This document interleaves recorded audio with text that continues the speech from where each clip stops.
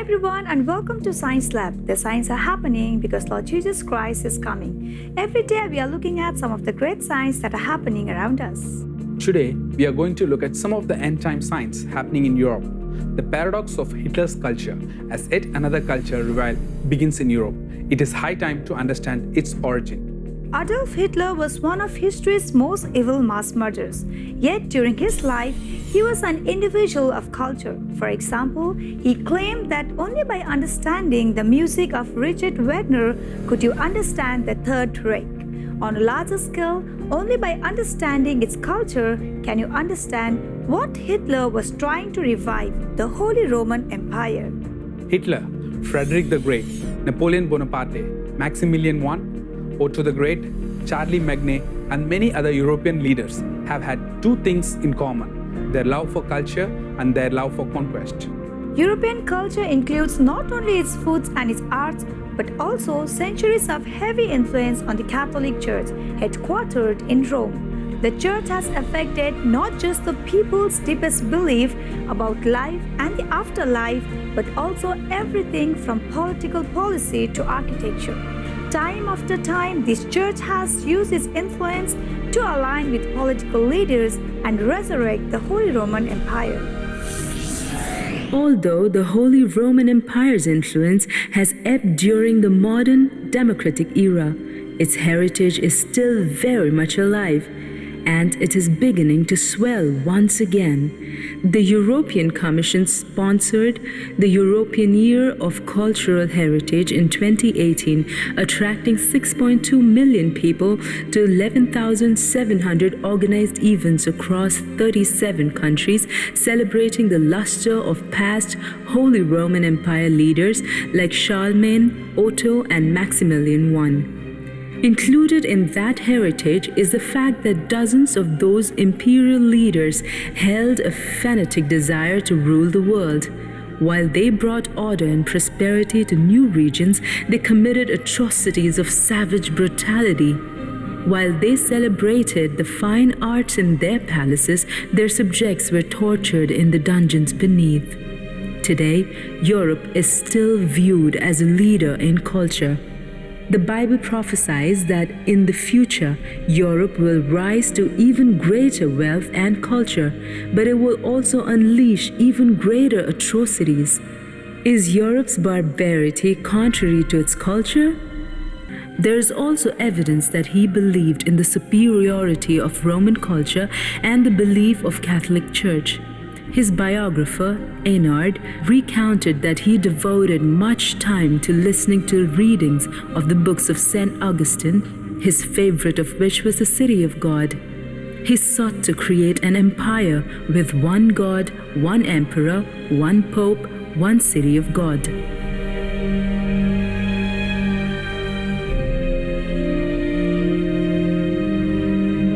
Charlemagne used bloody, torturous practices. The violent methods by which this missionary task was carried out had been unknown to the earlier Middle Ages, Encyclopedia Britannica recounts. The Franconian Annals recount that in AD 782 at Verdun, Charlemagne ordered the execution of 4,500 Saxons whom allied Saxon readers had delivered into his hands. Still, the Germanic tribe of Saxony resisted Charlemagne's forced conversion process for 30 years. There was no room for other religions.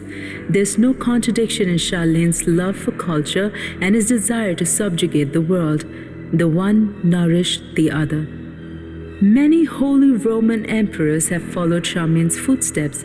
Even his name became extremely popular among the later emperors. A famous example is Charles V, grandson of Emperor Maximilian I. He also swore his allegiance to the Catholic Church, led many conquests, brutally converted Latin Americans to Catholicism, and pushed back a Muslim invasion. Charles V's greatest challenge came with the Protestant Reformation, which divided Europe. He ordered the killing of heretics and advanced the Inquisition. As Protestantism swept through Europe, heretics were tortured until they denied their faith or lost their lives. Charles wanted to preserve Europe's Catholic culture, but the reformers grew stronger and formed military alliances to fight back. The religious conflict culminated in the 30 Years' War. The ambition of Holy Roman Emperors, however, continued much longer than most people know.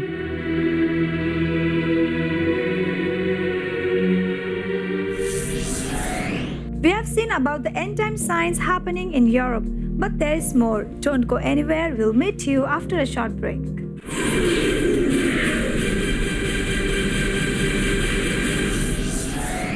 Welcome back to Science Lab. The signs are happening because Lord Jesus Christ is coming. We have seen about the end-time signs happening in Europe, and let's continue. Various predominantly Catholic Christian movements over the centuries saw Jews as Christ's primary enemy, which led to waves of persecution. Believers also came to believe that only Christ's prophesied coming millennial rule could eradicate all the Jews from the world. Hitler's claim of a 1,000-year reign and his promise to extinguish the world's Jewry go hand in hand. Hitler saw himself as the Redeemer to bring about God's rule in the earthly realm. This Christian ideology formed the foundation of his belief and is evident in everything he did.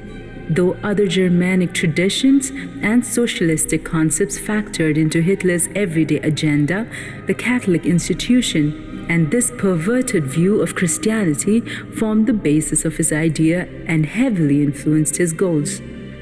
Mein Kampf was edited by a Catholic priest. Hitler's hierarchical government also was patterned after that of the Catholic Church. Heinrich Himmler, though he is said to have later distanced himself from his traditional Catholic upbringing, modeled the SS after the principles of Catholic Jesuit order. He revitalized the Holy Roman Empire Brotherhood of soldier priests called Teutonic Knights. The Nazis also initiated a large-scale effort to rewrite the New Testament to prove that Jesus Christ was actually Aryan and that the Jews are his primary enemies. Certainly, there were different beliefs and divisions in Hitler's and Himmler's ideologies.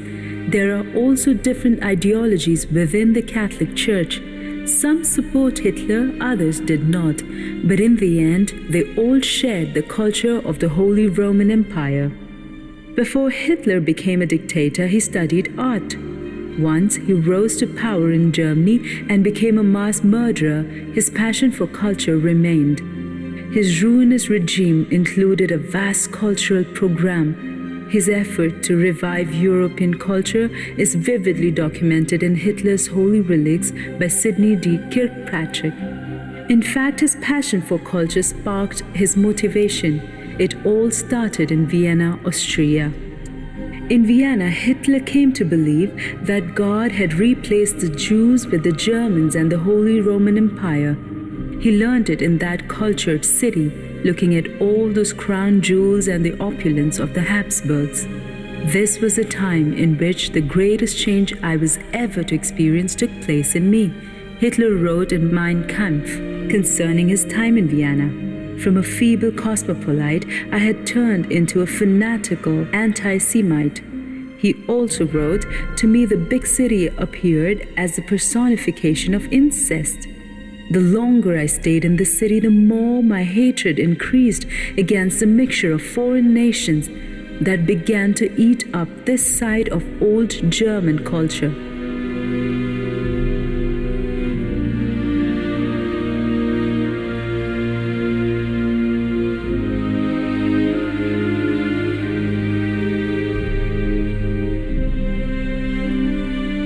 Beneath the castle, Hitler ordered the creation of a large bunker to host the best of Europe's art and preserve it with the most modern technology. Hitler's cultural fascination also played an important role in his conquests. Before burning down villages, Nazi soldiers were told to save famous artifacts from churches and bring them to Germany. Thus, the Nazis learned to appreciate certain cultural artifacts more than certain human lives. Hitler also shaped the arts and architecture of the empire and spared no expense to establish universities, museums, and other cultural institutions. But to comprehend his actions, consider his motives. He believed German culture was under threat. Today, Hitler is known only for starting World War II and exterminating 6 million Jews. His efforts to resurrect the culture of the Holy Roman Empire are forgotten. Remembering only Hitler's cruelty is a mistake. He is one of the best examples of where fanaticism for Holy Roman imperial culture leads.